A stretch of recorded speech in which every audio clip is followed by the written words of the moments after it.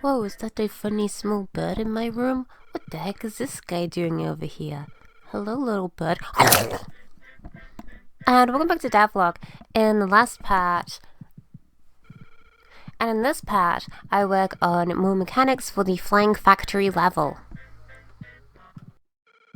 The next mechanic I added for the Flying Factory is what I call the runner balls. These are surface objects where when you stand on them, you cannot move and you run around them, building up speed on this little ball. The original design for this mechanic was just for these balls to be existing in the area, and the player can run on these to build speed without actually moving anywhere. And this was interesting enough for a design perspective, but I had a thought with this mechanic where it would be interesting if this runner ball then interacted with some object in the level, for example making an object move, and I found this infinitely more interesting than the actual original mechanic, and then they entirely became this new mechanic where running on this ball will make an object move around the level.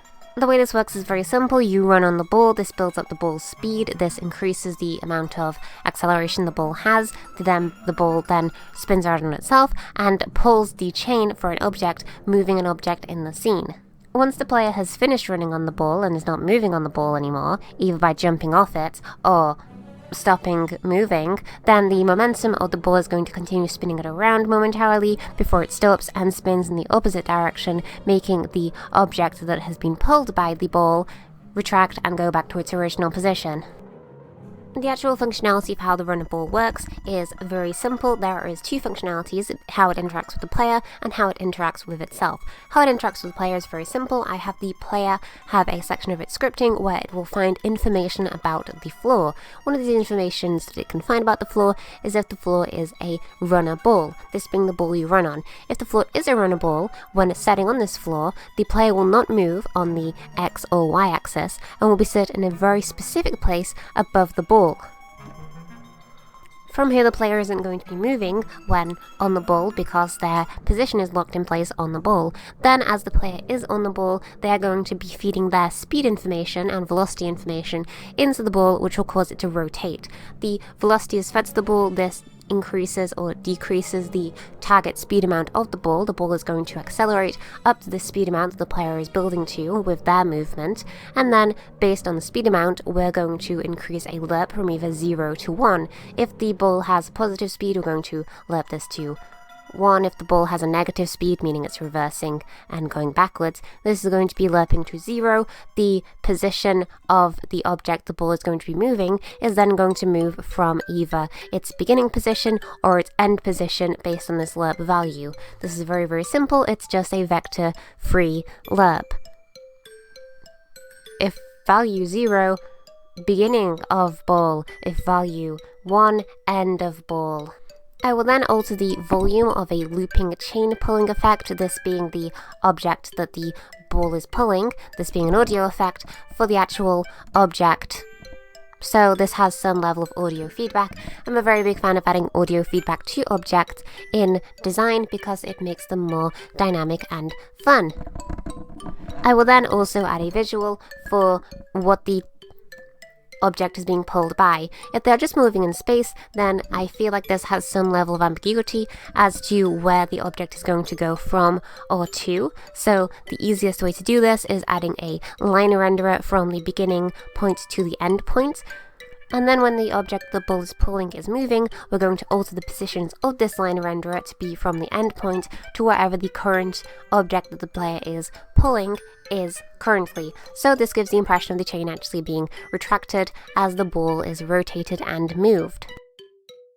The actual game design of the runner ball I quite enjoy quite a lot because it has a lot of dynamic puzzle-based situations for its actual usage in levels. One of the easiest ones of these is for it to block a laser hazard. Since I have already made the laser hazards for the Flying Factory, the actual objects that work as a drawbridge that moves an object is really, really useful for interacting with the laser. This object specifically moves another object, and the lasers specifically can be blocked by objects. So using these as a timer-based system where the player has to run on a ball to move a conveyor belt, and then the conveyor belt in turn will block a laser, is very, very interesting for the game, I feel.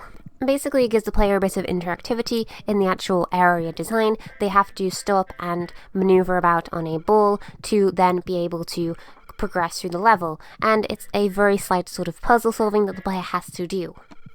One design element I wanted to use for these, which didn't work even slightly at all, is using these moving objects to maybe pull them in specific directions, and then if they collided mid-movement, they would stop with other pullables, but it got exponentially a lot more complicated and was not entertaining even slightly at all for the player, so I ditched that level design idea. And these all just work independently of another and move point from A to B and interact with other objects in the scene. I feel like in any other level, the object would actually not be very entertaining to use in the level, but in the Flying Factory, where it's a lot of the mechanics are designed around the interactivity and collision of the actual geometry, then in this sense, the runner balls actually work quite well. Another object they interact well with is the moving platforms, specifically the ones with sightlines, and specifically the ones that have collision-based geometry. The reason for this is very, very simple. If you are using a runner ball, you could make it so that the object that is being moved is blocking where a moving object is going to go. You will then have that moving object move into the runner ball, and it will collide with it and stop. This is another example of a puzzle implementation of this object, but I think it is very dynamic and fun for levels where you have to use the runner balls in this way. And that is it for Devlog, for an actual object in the level that I feel like I only made because I thought the idea would be interesting.